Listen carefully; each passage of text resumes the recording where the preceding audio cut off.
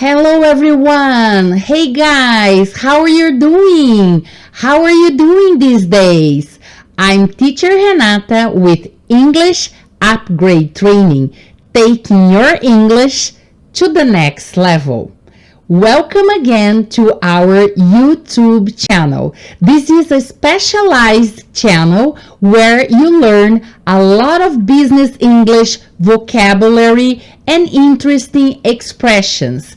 Things that you can apply immediately to your day-to-day activities in your workplace. Welcome aboard! Welcome again! Se você ainda não é inscrito no nosso canal, não perca mais tempo, inscreve-se já e ativa o sininho para você não perder nenhum dos nossas dicas preciosas aqui do nosso canal de Business English.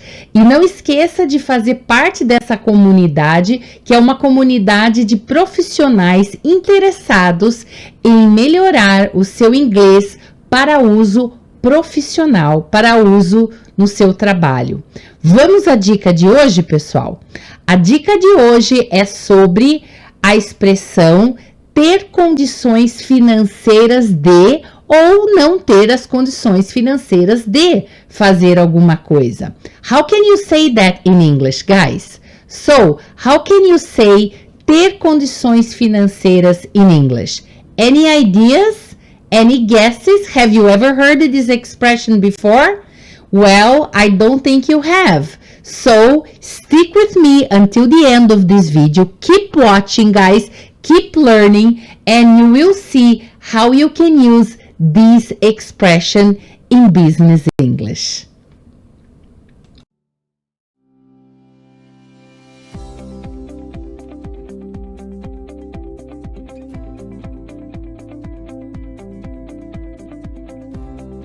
English Upgrade Training, taking your English to the next level.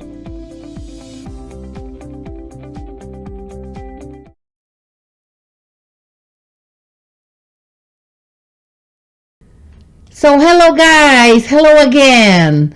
Let's have a look at the expression, today's business expression, guys. So, ter condições financeiras de ou não ter condições financeiras de. So, the expression in English is I can afford. So, can afford, you can use this expression with a noun. So, let's take the example of a car, for example. I can afford this car. It means I have enough money, enough cash to buy this car. So, I can afford this car. But if I decided to use this expression, people, with a verb, so, for example, I can afford buying this car. In this case, pay attention, you've got to use the ing. So, the verb is always followed by ing, all right? So, I can afford this car. It's just a noun, but if I decided to use the expression with a verb, remember, okay guys, please pay attention here. You've got to take the ing. You've got to use the ing with your verb. So, I can afford buying this car.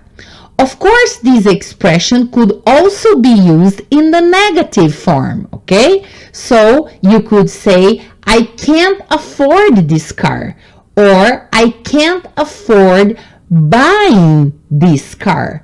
You see? So, you can use both in the affirmative or in the negative form.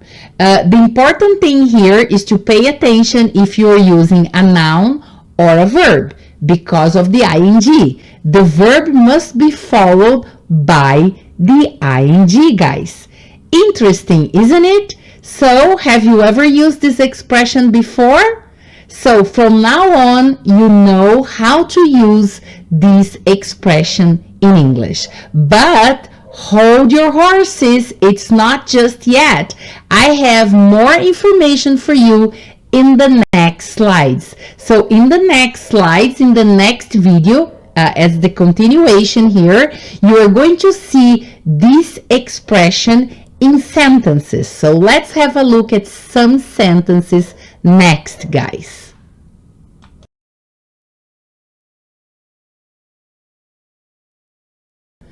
So moving on, guys, to the sentences, let's see this expression can or can't afford in context, right? So I'd like to show you a few examples here.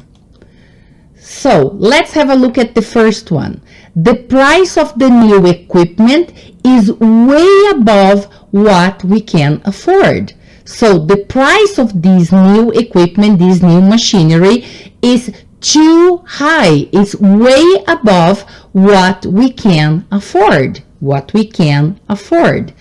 He can't afford buying a new car on his salary. So maybe this guy has a low salary. He makes not a lot of money, and so he can't afford buying a new car on his salary. And example number 3, the third sentence here, I'm afraid we can't afford traveling abroad these days.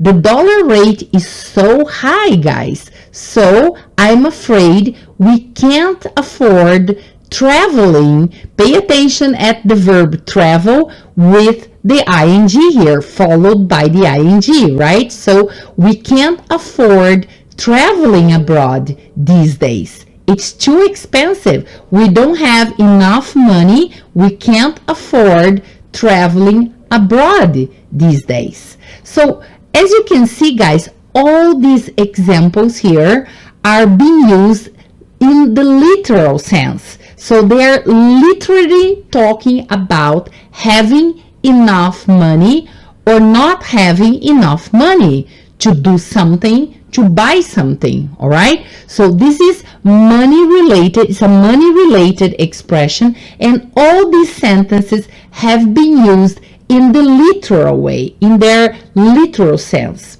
But in the next slide, I'd like to show you the same expression, can or can't afford, being used in a metaphorical way.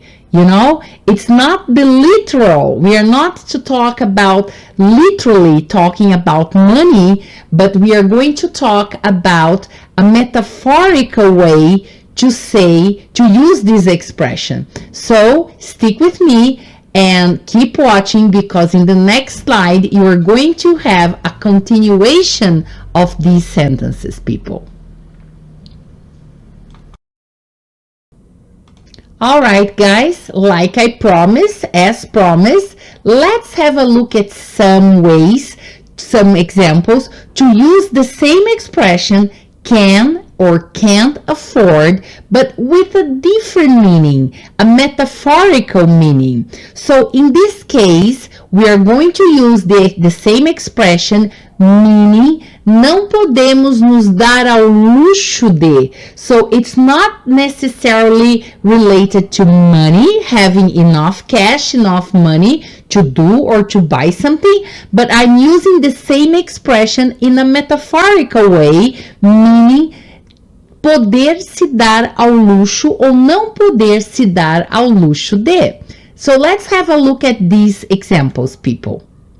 We can't afford losing this customer. We can't afford losing this customer. So a good translation here would be: nós não podemos nos dar ao luxo de perder esse cliente. This is such a very important customer, and we can't afford losing him or losing her or losing the company. So we can't afford losing this customer. You see, we are using this in a metaphorical way. Have a look at the next example, guys. No country can afford neglecting education. No country in the world can afford, pode se dar ao luxo, can afford neglecting education. Education is a big issue for all countries, and no country pode se dar ao luxo de negligenciar a educação. So, no country can afford neglecting education. You see, it's a totally different meaning as if I say, for example, I can't afford buying this car, or I can't afford traveling abroad, or the company can't afford purchasing this new equipment. So this is totally literally and money related, whereas these sentences in this slide I'm showing you right now, they have a different meaning, and it's such a very interesting meaning, guys. You can use in the way to say não podemos nos dar ao luxo ou podemos nos dar ao luxo de, but usually we use in the negative way. So look at number 3. We can't afford making mistakes at this point. So we are at a certain point of our project, so we can't afford making mistakes at this point. Não podemos nos dar ao luxo de cometer erros neste momento, neste ponto, for example, of our project. So we can't afford making mistakes at this point. You see how interesting this expression is, guys? You can use in 2 different ways. Money related and in a metaphorical way, meaning se dar ao luxo de. So, did you like this expression? Did you like it, guys? Did you enjoy today's tip? I hope you did. And most important, I hope you start using this expression in your communication in English. Please go ahead and use this expression, guys. All right? And if you are interested in taking my online courses, I have a lot of business English courses online. And if you are interested in taking part of my specialized business English courses, I'd like to encourage you to visit our website. Please visit our website and have a look at all the business English workshops available to you guys. And then I'll be more than pleased to teach you in one of my online courses, okay? So, super thanks for joining me again. Thanks for watching this video until the end. And I really appreciate your being here with me, guys. It's such a pleasure to share information with people like you, with professionals such as yourself. So thanks again, guys, and see you soon in the next videos. Bye-bye.